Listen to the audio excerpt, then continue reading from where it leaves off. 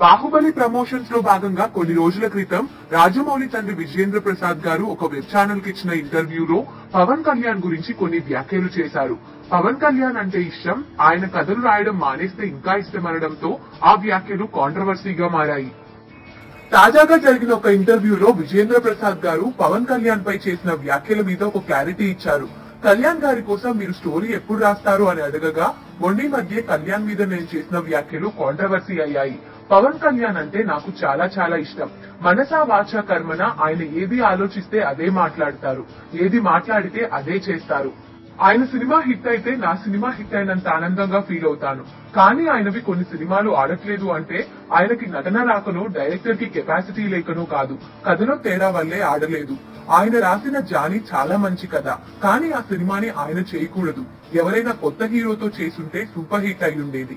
ఎందుకంటే ఆయన స్టార్ కాబట్టి ఒక రేంజ్ ఎక్స్పెక్టేషన్స్ ఉంటాయి. ఆ ఎక్స్పెక్టేషన్స్ ని అందుకోకపోతే ఆయన అభిమానులు కూడా నిరాశ చెందుతారు. ఆ ఉద్దేశంతోనే కథలు రాయకపోతే ఇంకా ఇష్టం అన్నాను. అంతేకాని పవన్ కళ్యాణ్ ని కించపరచాలనే ఉద్దేశంతో అనలేదు. కథను సెలెక్ట్ చేసుకోవడంలో ఇంకాస్త శ్రద్ధ తీసుకుంటే చాలా బాగుంటుంది. ఆయన ప్రతి సినిమా హిట్ అవ్వాలి అని కోరుకుంటున్న దాంట్లో నుంచి వచ్చిన మాటలే అవి అన్నారు విజయేంద్ర ప్రసాద్ గారు.